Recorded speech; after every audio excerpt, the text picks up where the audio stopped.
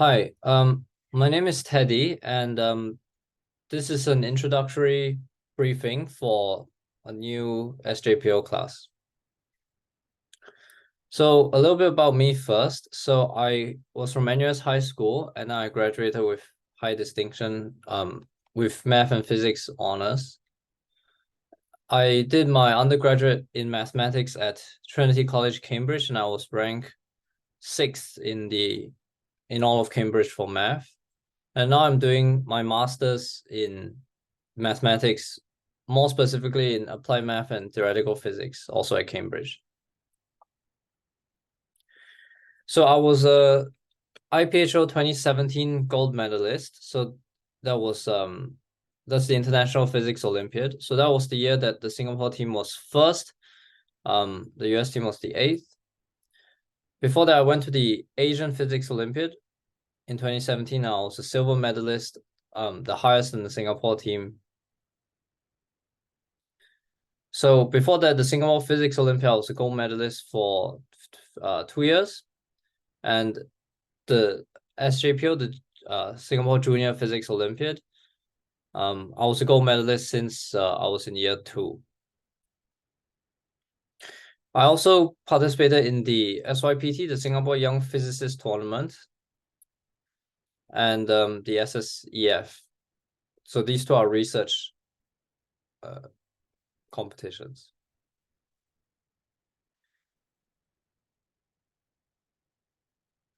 Okay, and the last research competition was A-Star Talent Search in 2017. So, I'm going to give you a brief, an overview of what physics competitions there are. So, since year 1, you can already participate in SJPO and SPHL being the second round.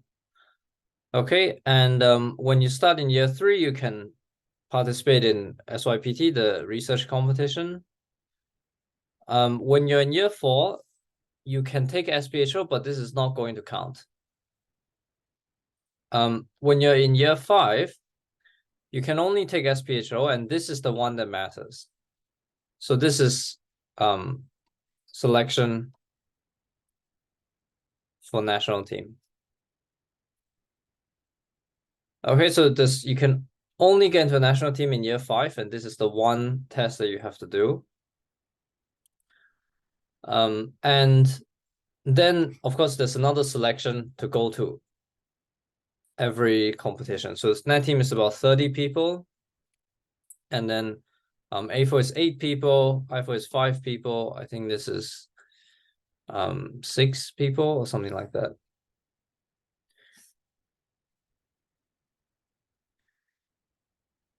So on the research side, you have SYPT, which is like a competition where you do research and then you present about it. So this has, when you go to the international level, this is called IYPT. Similarly, you can do projects for SSEF, and you can, if you're really good, you will go to ISEF. So all the international competitions are, the ones that start with I are just as good, in my opinion. Okay.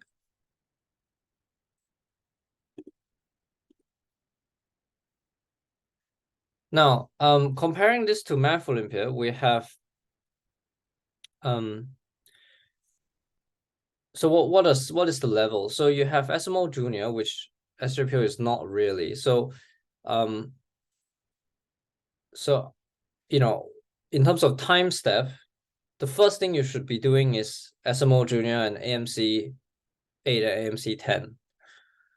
Okay, and then after that, you're about in about year 2, year 3, you can start on doing SJPO, SMO Senior, and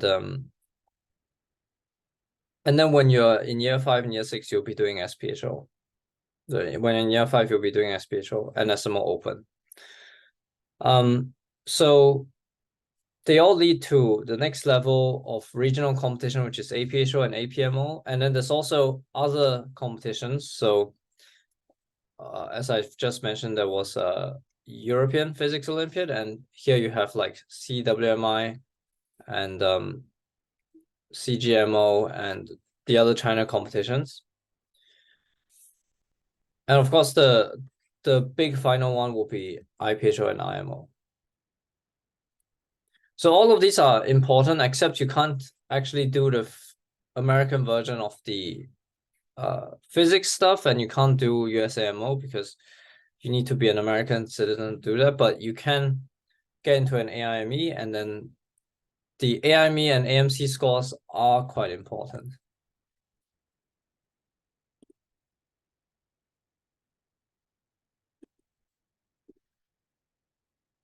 Okay, so what is SJPO? So SJPO is a MCQ competition, okay, where you need basically most of your O-level topics. So you have mechanics, electricity, magnetism, thermodynamics, oscillation waves, optics, acoustics. In terms of the math, you only need to know vectors and trigonometry. So you're not required to know calculus, but there will always be one or two questions that just needs calculus. But you don't have to worry about that. So mainly you just need to do the school math. They'll teach you trigonometry and all this. Okay, so there's a syllabus. You can just Google SJPO syllabus. It will be this link. Yeah. So the main point is that if you're doing SJPO, then you need to learn all the whole O-level syllabus and a bit more than that. When you're in year 2, this is quite hard to do, but of course, the syllabus is very long, but not that useful. So as far as only Olympia is concerned, okay, so we are going to be focusing on just things that you can calculate, things that formulas, and then things that produce interesting results after you calculate them. So being an MCQ competition, there's no explanation you need to do, so there's no essays like things to write. You just have to be able to do the calculation. So to break down the exam, you have 50 questions, and most of it will be mechanics. And then after that, the next biggest will be electricity and magnetism. And then you have all the other stuff, so waves, optics, thermodynamics, and all that. Okay, so the two biggest chapters are mechanics and electricity and magnetism. Okay, so we always start with mechanics, and we are going to end on electricity and magnetism because that is the hardest topic to understand. So in mechanics, what do you need to know? You need to know Newton's law of motion. You need to be able to break down forces for free body diagram.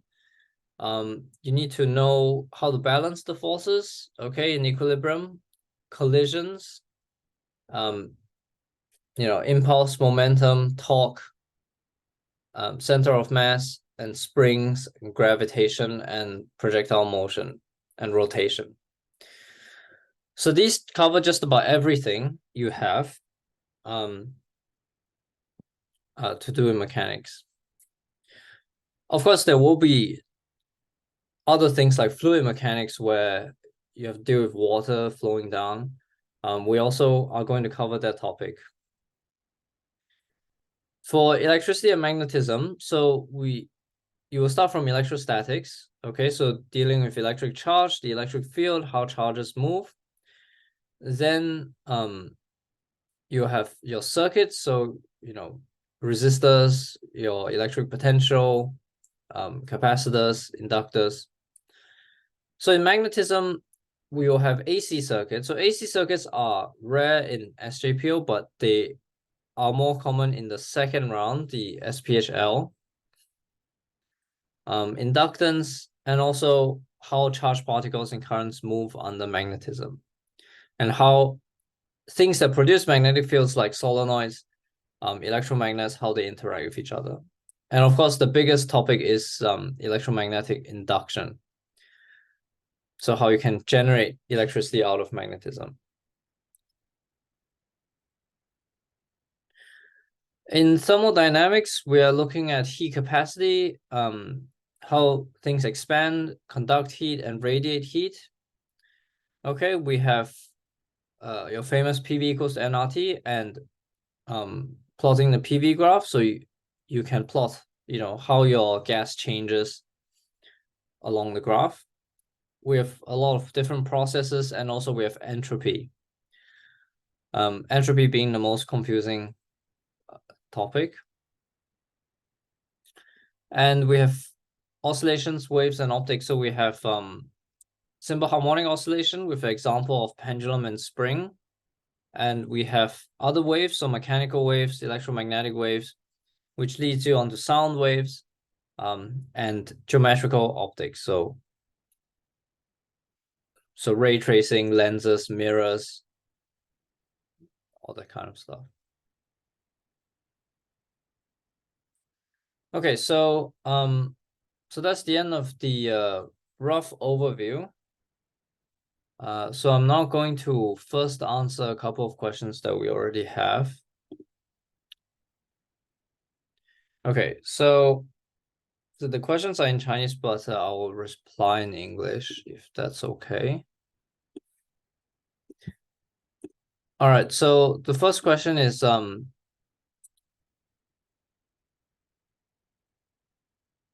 first question is, you didn't learn, if you're not planning to learn Math Olympiad, is it more difficult to learn Physics Olympiad? So in my year, the IPHO team was Ma Zhaoyu, who has IMO gold medal, and me. So we're with 2 out of 5 people from the math side, so people who have done Math Olympiad, and then 3 out of 5 people who have never done Math Olympiad. So I think it's not necessary to do Math Olympiad, but what you really need is a calculation ability.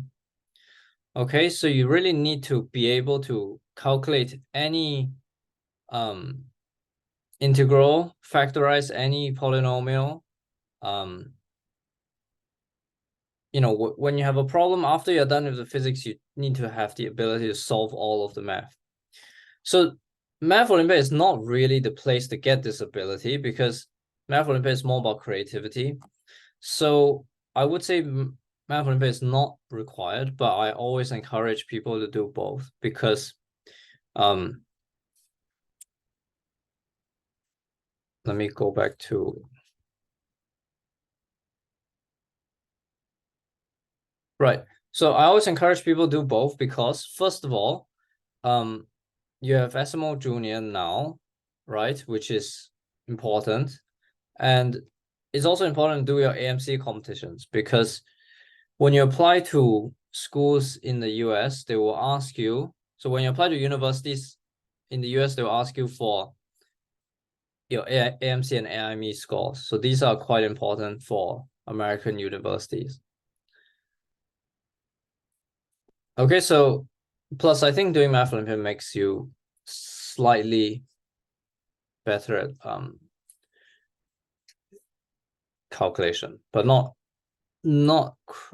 necessarily. Okay, was that a sufficient answer?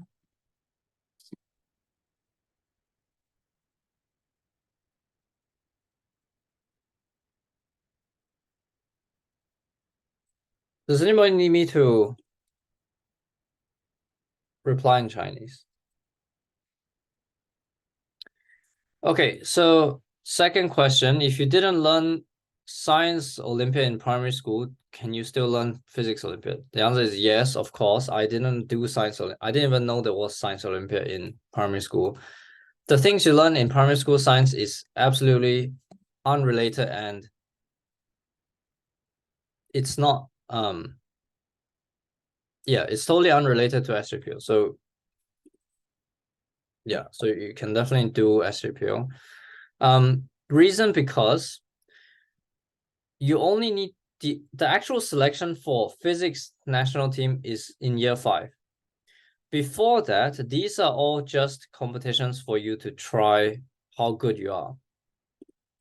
So there is actually very little pressure to do physics because you only need to have the results in year five. But by the time you're year five, there's only one selection chance you have. So you want to make sure that you know everything you can know, which is why you should start early to learn more and more topics. Okay, but there's no need to have any knowledge beforehand.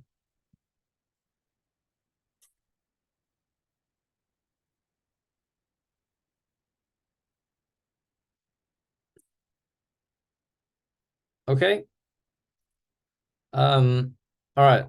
I think I'll split this slide. So I'll answer this one.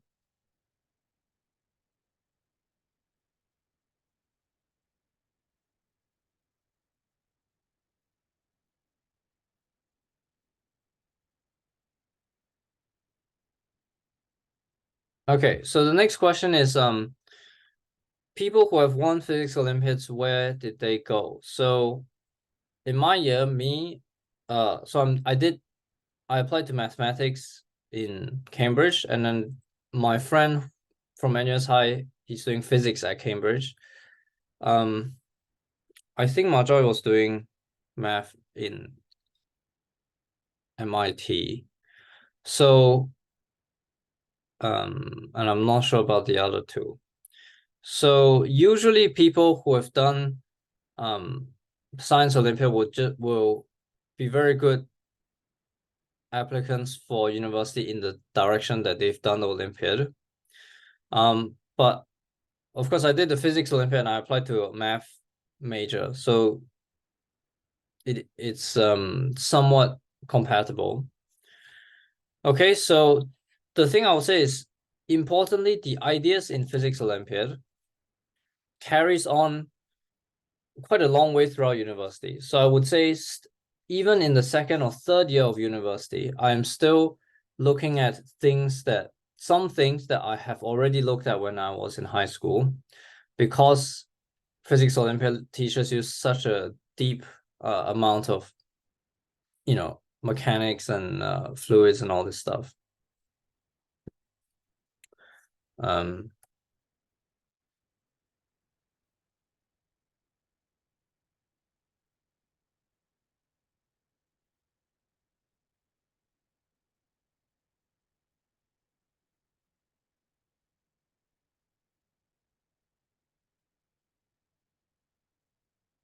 Okay, and the important thing about doing Physics Olympiad is it gives you this intuition. Okay, um, so the problem with school physics, if you just follow school physics, right, is that they don't actually teach you how to think about physics. So, when it's for one reason because you don't practice enough in school. Second is because there's no focus on that kind of idea. So if I can show you an example.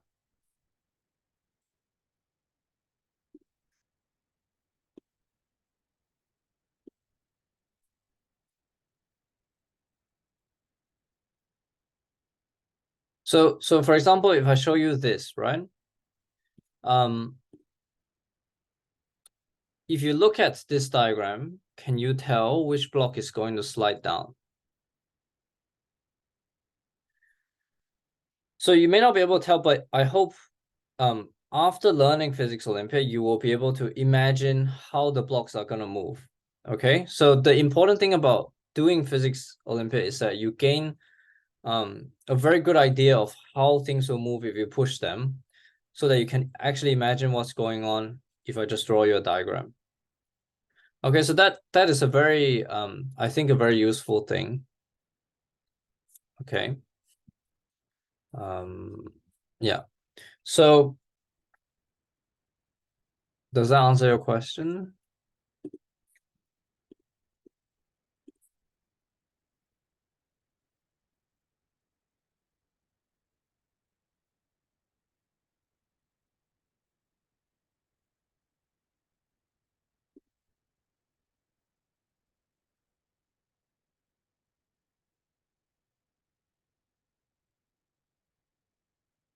Okay. Next one, which of the Olympiads is the hardest? So which of the Olympiads is the hardest? I've not done biology and chemistry Olympiad, but I would say math Olympiad is the hardest. And also the most advanced. So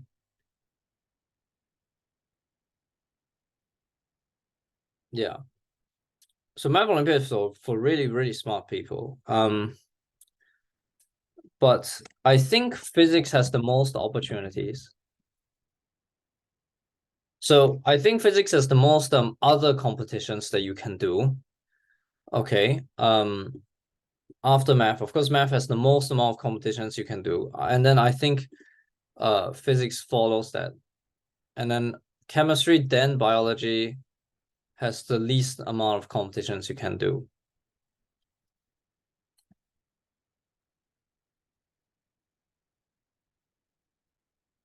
Yeah. So for example, my friend who was in the IPHO team, he all he really did was just follow school physics Olympiad. Okay, he also didn't take any tuition. He just followed school physics Olympiad. Of course, he's pretty smart. But and he wasn't very good at physics until he was in year 3 or 4. So there's a lot of chance doing physics because it's well, I think the competition is just a bit less compared to math.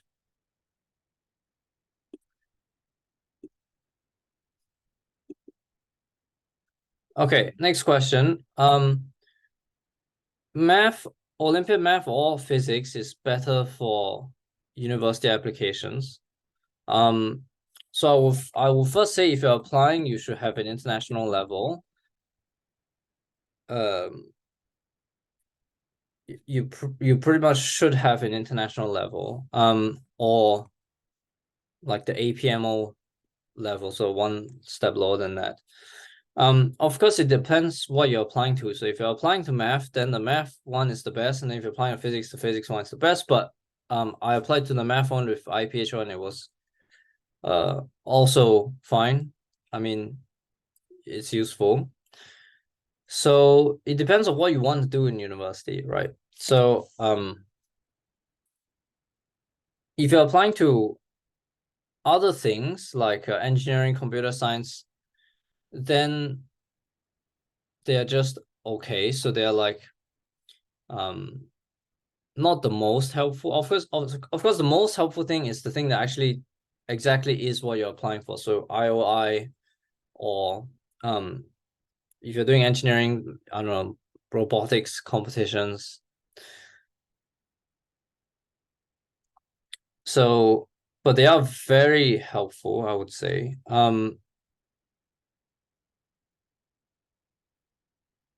Yeah. So I think pretty much all the international students have done Olympia and have some kind of medal. So I also know that if you write your essays really well, you can get into. So I know so in the year above me, there was a girl who was SPHO silver, and then she got into Princeton. Um I suppose she wrote her essays very well. Okay, but I think generally for guys you will need an international level gold or silver kind of thing.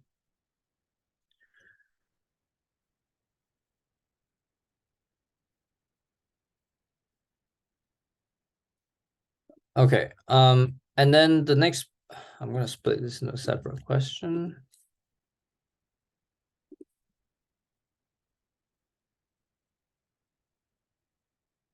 So the next question is math and physics are very close together. Can you learn both? Yes, you can learn both.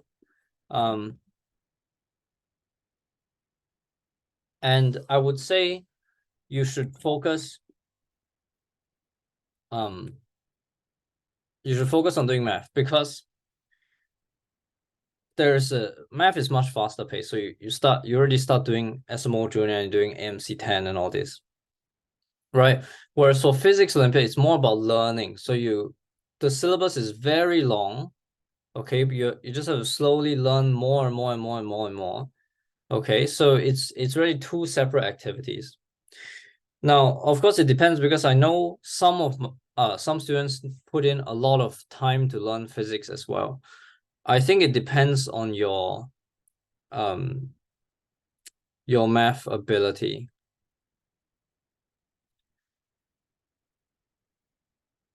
Yeah. So, the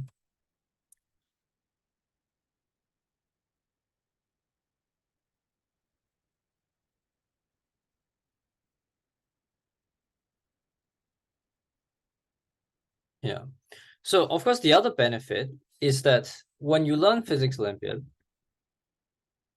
you don't have to spend time doing school homework anymore because you're going way faster than school, right? So you save time on school stuff because basically what you're doing is instead of learning the O-level pace from school, you're learning like a much, much faster pace from me. And so when you're in school, you understand what they're doing and then you can do the homework really quickly. That's, I think, one benefit because certainly I never spent, any time at home doing physics homework. I think it was all done in like 10 minutes after class. Um, Whereas if you learn math Olympiad, you probably has nothing to do with school math. So you still have to learn a lot of school math, which is what you need for physics Olympiad. Okay. You need a lot of school math to do that.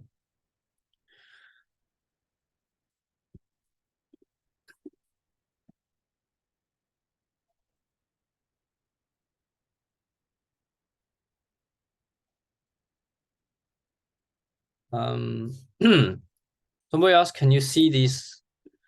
I'm not intending to send it out, but I will send out the recording of this session, and then you can view that, or you can just take a screenshot. Okay. Does anyone have any other questions?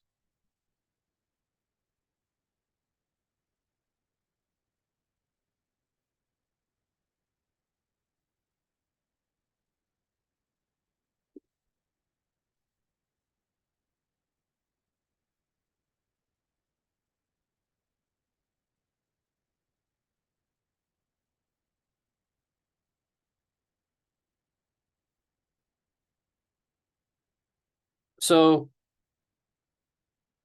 yeah, so if I can summarize, right, the point is that physics is slower because you only need to um be ready for the test, be ready for the competitions in year 4 or year 5. But when at that point, it's already too late to learn so many more things. There are really so many things you need to learn. Okay. So it's better to start early and then it's less stressful. It's essentially like a hobby class, and you come and then you listen to interesting things about how balls collide with other balls, and then yeah, so you build up the intuition and you build up the interest in the subject early on, because um you know if you don't learn now, right, when you're in year 4 and then you say I want to try physics Olympiad, that is essentially not possible because there's a huge gap between people who have practiced so much physics. Okay, so that's why you should come to the class. The class, I will write down the details. So this is the class which is going to cover the syllabus that I said before, and it's going to be on Saturdays at this time. Okay. Yeah.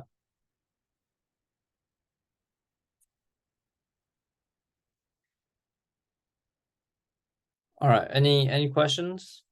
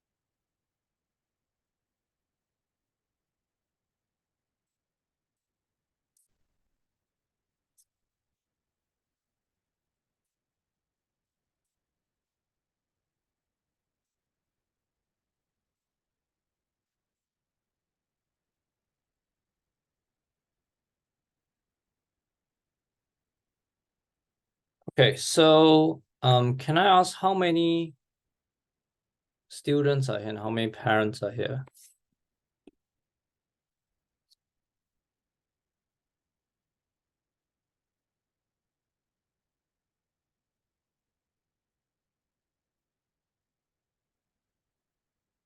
Can you let me know if you're a student?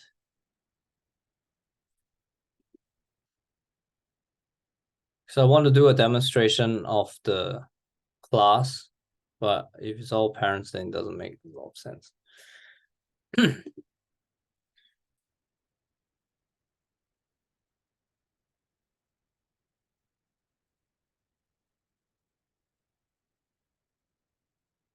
Okay, yeah, you can start at P6 as well. So this class is intending to start this year, either next week or next week. Okay, so that's the class that is recruiting for. So we're not gonna because the next SJPO competition is in May, so and after we then a new another round. So that's sort of the cycle.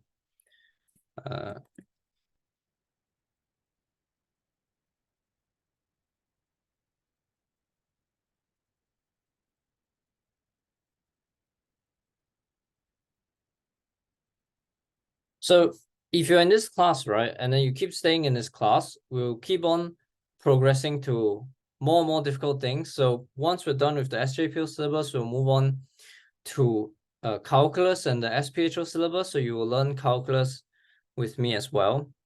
And you just keep doing more and more things up to SPHO, national team training stuff, IPHO, all the way to the end. If if the class keeps going on.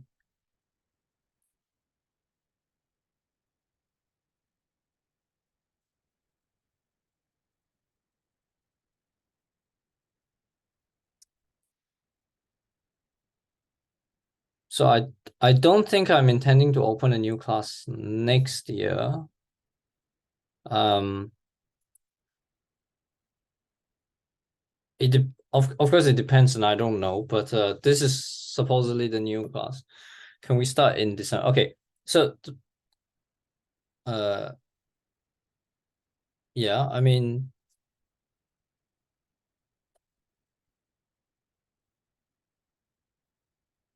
yeah, as in we just intend to start soon, so we can start in November or December or something like that.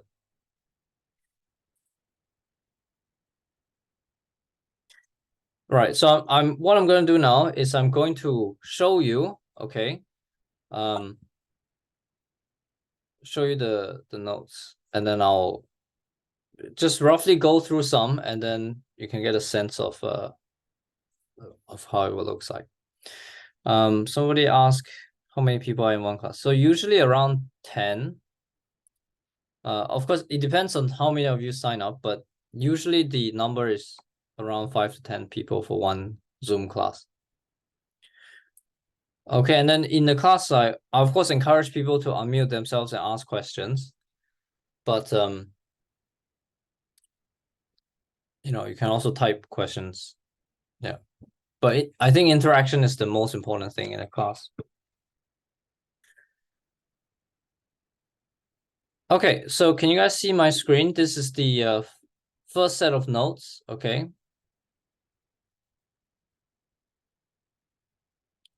So what I'm gonna do is I'm just gonna uh run through a tiny bit of the notes to give you an idea of what I'm doing.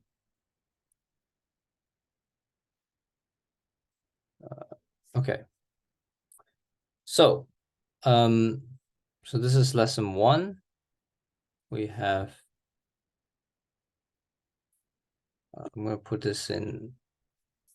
So I'm gonna put this in this app.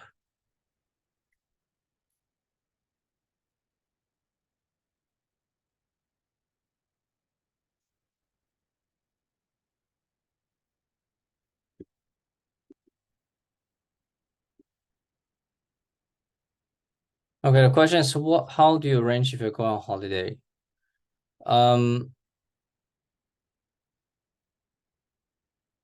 I think we can talk about, I mean, if everyone's going on holiday on the same 2 weeks, then we will not have lesson. There's always a recording that you can watch. Yeah, so you just have to, if we can arrange it, then we will just not have lesson if most people are not here to attend the class. So we can discuss all this. I mean, it's very flexible, which weeks we have class and which weeks we don't have class.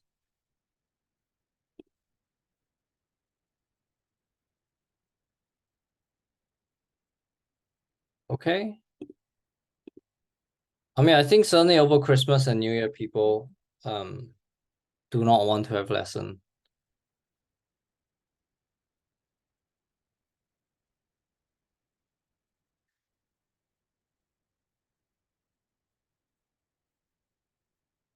No, so before every class, I will send you this PDF and then you print it out and then you just look at it while I go through it. So before every class, I'll send you the notes. And then after every class, I'll tell you what the homework is in the notes.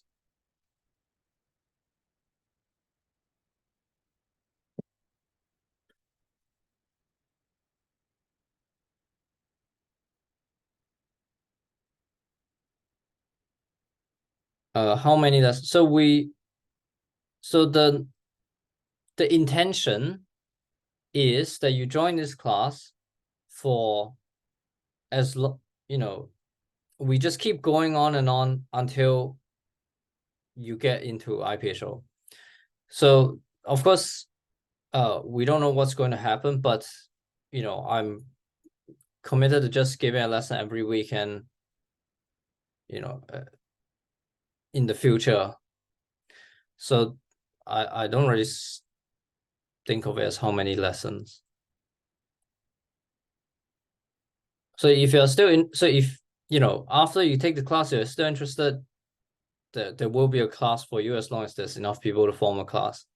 And then we'll just keep carrying on with more and more things. Does that make sense? So the current set will be from now until May, which is the first SJPO, and then after that, we'll probably recruit a few more and then start again. So every year starts and ends in May, sort of.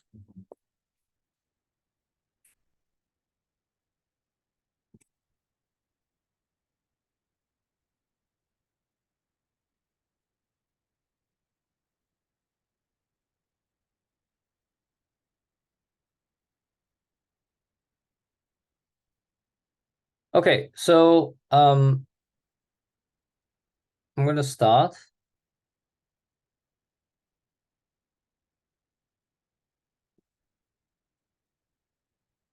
All right. Is there any more questions?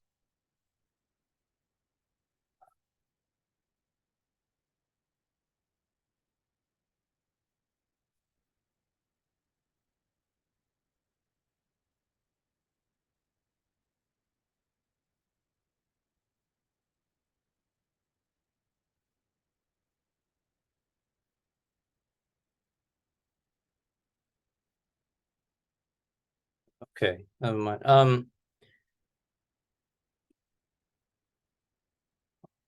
How many lessons are we talking about until May? So we are talking about I mean every week one, so 52 weeks in a year, maybe like 20, 25 weeks, something like that.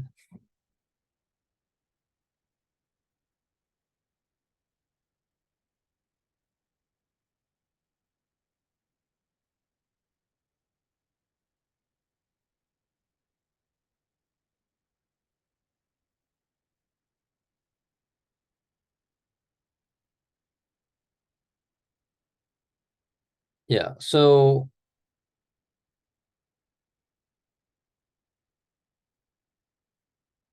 I mean, I don't know how to say it. So it's not a big commitment, right? You're not so how it works is you only pay every 2 months. Okay, so you can just decide to stop if you want to stop. And then we can refund you if you want to stop halfway in a month. The point is the class is supposed to carry on forever, and then you can be here if you whenever you want, as long as I mean in continuous 2 month periods.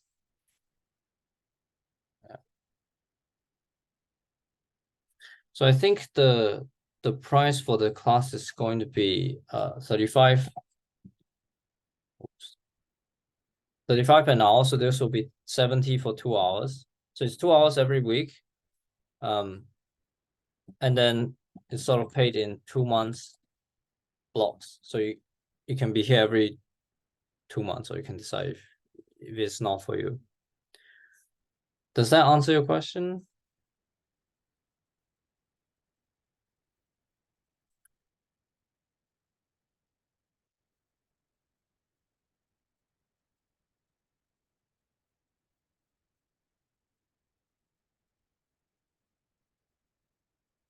Okay. All right, good. Let's start then. We're 15 minutes. So okay, we have so this is the introduction to mechanics. So we're going to define a bunch of terms. The first term we're going to define is displacement. Okay, and displacement, you've noted here, is a vector. Okay, so this is a measure of how far the object's current position is from your starting position. Okay, so if your object is here, then the displacement is this arrow. So what it means to be a vector, it means that it has a length and a direction. So, you would say this star is 45 degrees and 5 kilometers away from me, something like that. So displacement, if you're in one dimension, you could say positive or negative or zero. Of course, if you have a number line, one side will be positive, one side will be negative. So this thing keeps track of the sign.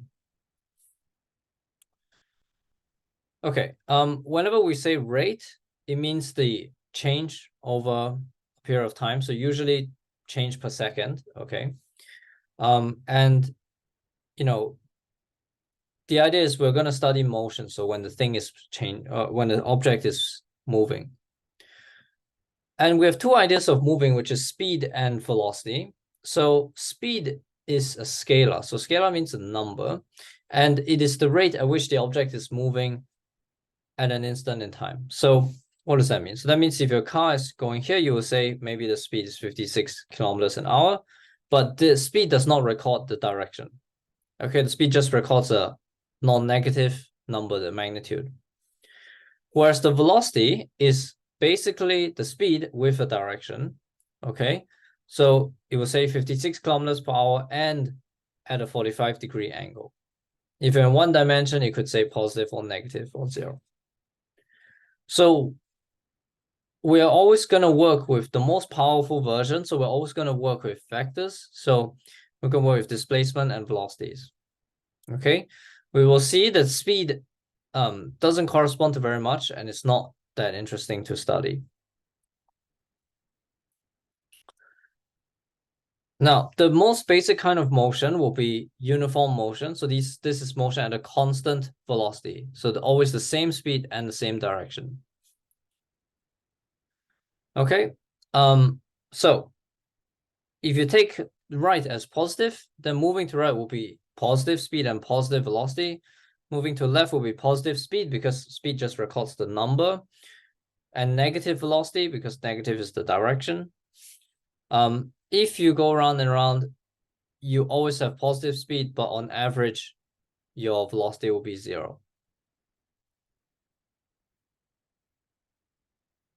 Okay, so because velocity records, so this is the first definition we'll give, which is velocity records the change in the displacement per time. Okay, that will be what's called the average velocity. So the change in displacement, we will call, for example, delta x. So these things are bolded, right? So bolded means they are vectors, okay? They have directions. So the velocity will be the change in the position per time. All right, if you know any ideas about calculus, you know that this is simply a derivative. So the instantaneous velocity will be the gradient of your position, okay? But as far as we are concerned here, we are always thinking about constant velocity. So the average velocity and the instant velocity is the same thing. So if we only think about constant velocity, then we can simply say that the displacement is just the velocity times the time. Okay, if you move for 5 meters per second, for 5 seconds, you move for 25 meters. Displacement here also records the direction. The direction comes from the velocity. So what about the position? If you started from some position x0, then you add the displacement d to it, and then there will be x0 plus vt. Okay. All right. Does that make sense so far?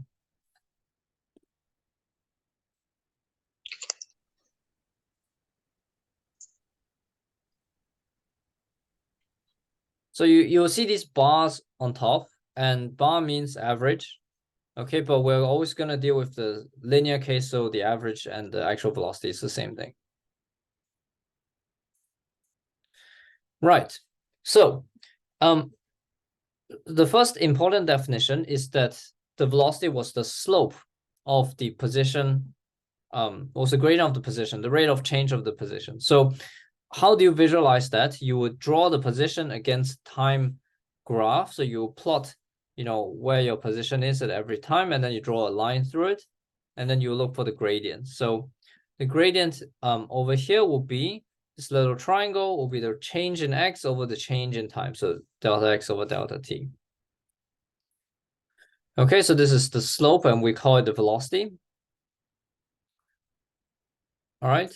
Now, for example, in this diagram, we have a displacement which is going up and then down. So in this first triangle, okay, we have traveled 8 meters in 2 seconds. So that would be, what is the velocity? It would be plus 4, right? So plus 8 divided by 2. Okay, and in the second bit, it's clearly not moving. The displacement hasn't changed. And in the third bit, it's gone down by 8 over 4 seconds. So the velocity is minus 2 meters per second. Okay, of course, if you have some kind of curve, then really what you're looking for is the tangent line. Right, the tangent line will give you the slope. If you take a small triangle with a tangent line, then you take change in x and change in time. Okay, very good. With this, okay, we look at some examples. So example, a car travels 1,200 meters in 60 seconds. What is its average velocity? So that's 1,200 divided by 60. That's 20 meters per second. Oops. Next question. A person walks 320 meters at an average velocity of 1.25. How long did it take? So you just take 320 divided by 1.25, you get 256. So it took 256 seconds for the person to walk 320 meters. Okay. So that is velocity, and if everything is constant velocity, then it's very boring. You know, we finished everything about velocity, right? I'm pretty sure you are familiar with this in primary school as well.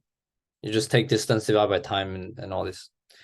Okay, so what's interesting now is to talk about acceleration. So we want to think about whether the velocity is increasing, the same, or decreasing. Okay, and if the velocity is increasing, we'll say that it has positive acceleration, and if it's decreasing, we'll say it has negative acceleration. So if you plot a graph now of velocity against time, it will be either going up, straight, or coming down. Okay. So previously we had a graph which was displacement against time, and the slope of that graph is what we're plotting now, the velocity against time. Okay, here are just some units. So the acceleration, so displacement was meters. You divide by time will be meters per second. If you divide by time again, you'll get meters per second square. And that is the units for acceleration.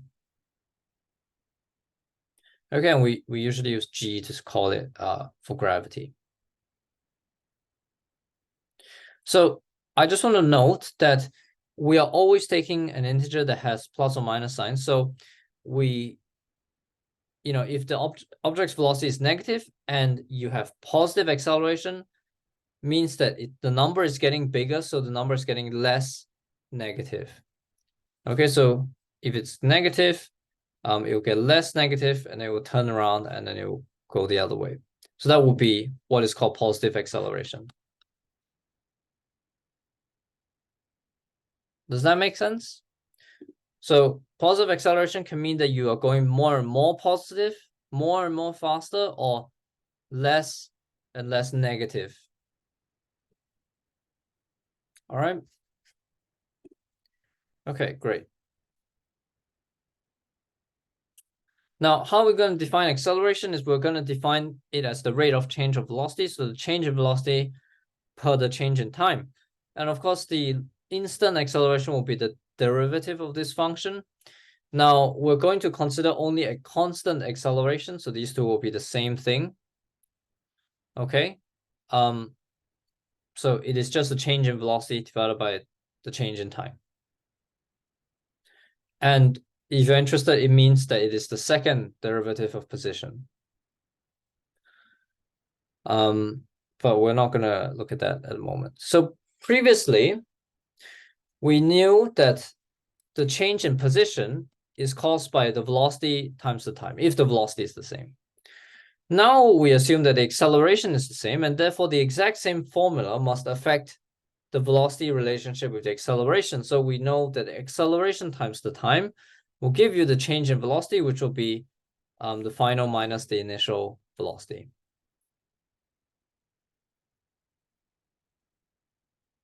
Okay. Now, if you have positive acceleration, then your average velocity will not be the actually same thing as your instantaneous velocity, right? Your velocity is changing, and then the average velocity will still be distance over time, but any velocity at any point in time will be because of acceleration. Okay, very good. So I've been talking for 10 minutes. Is everyone still following?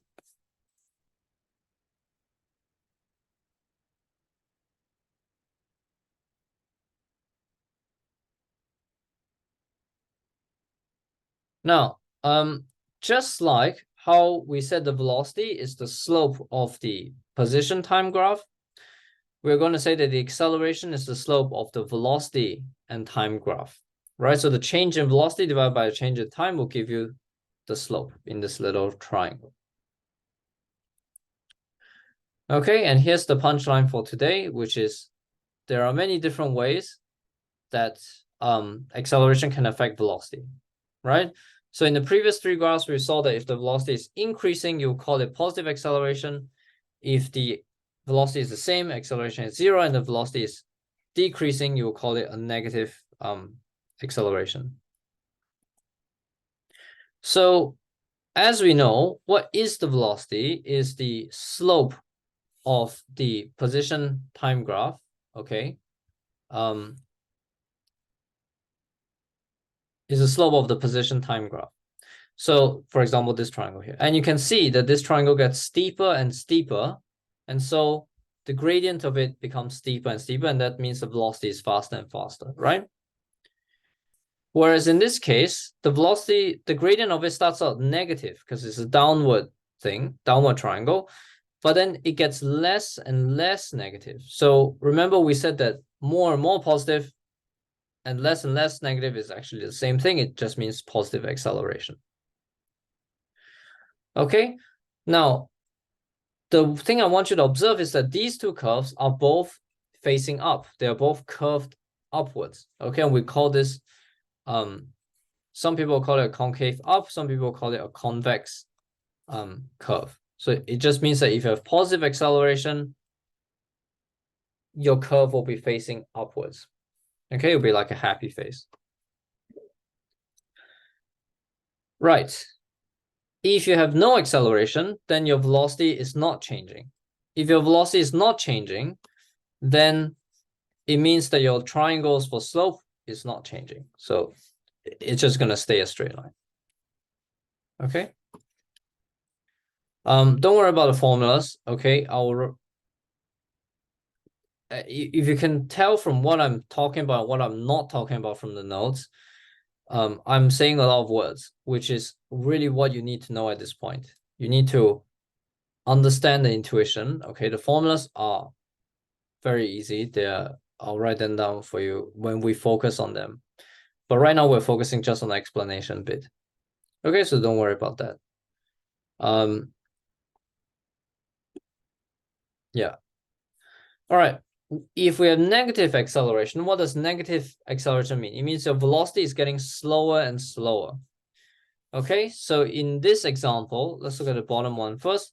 You have initially a very steep triangle, okay, that was going up, and then this triangle gets flatter and flatter. So the velocity gets less and less positive. In the other example, it starts out slightly negative, then more negative, then even more negative. So more and more negative is the same thing as less and less positive, which just means you have a negative acceleration. Okay, your velocity is decreasing.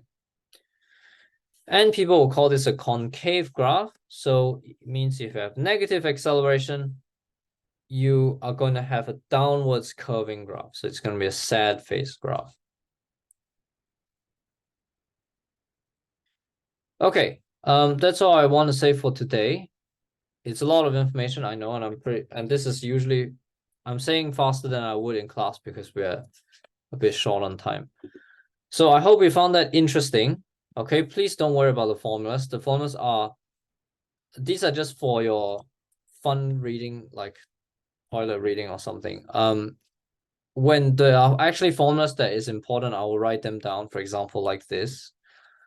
Okay, otherwise, what I'm saying is important. So I'm trying to explain to you intuition about what is positive and negative acceleration. Okay.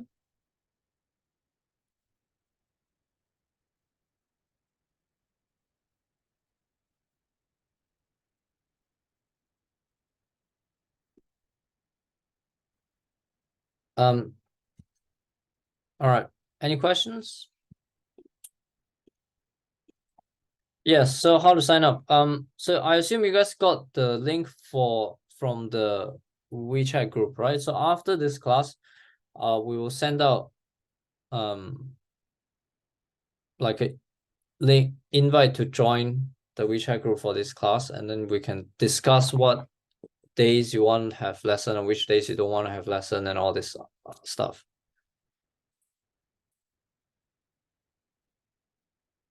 Is anyone here not from the WeChat group?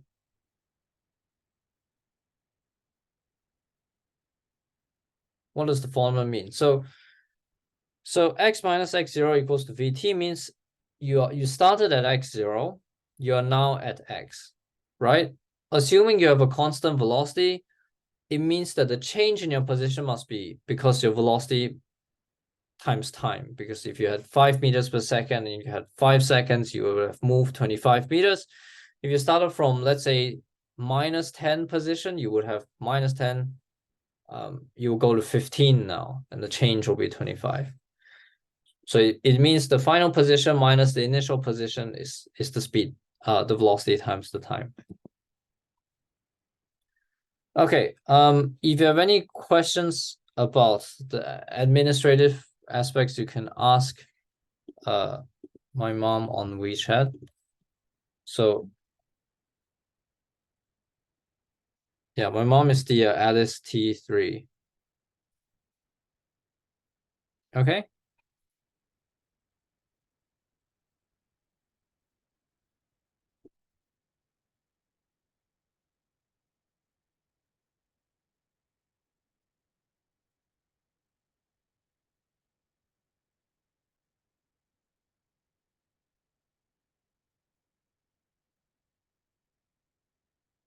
Okay. If not, if you have no questions, then this is the end of the open class. I will send out the video, and then hopefully I'll see many of you in class soon. Okay, thanks for coming.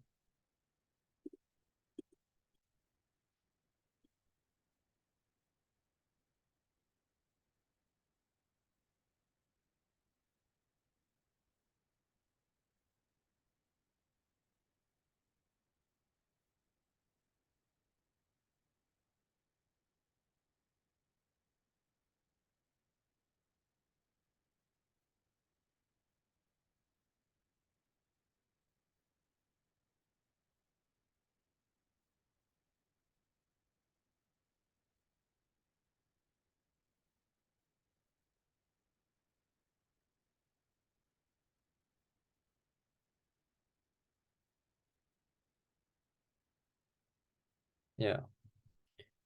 Really do not worry too much about the formulas. I mean,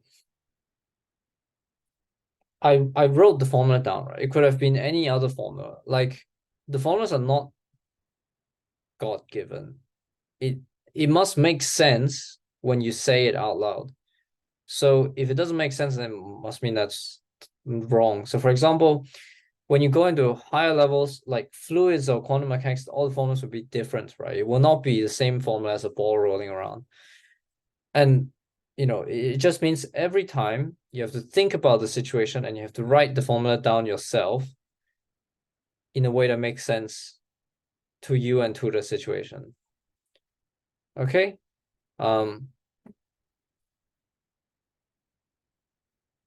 Yeah. Okay. Right. Goodbye.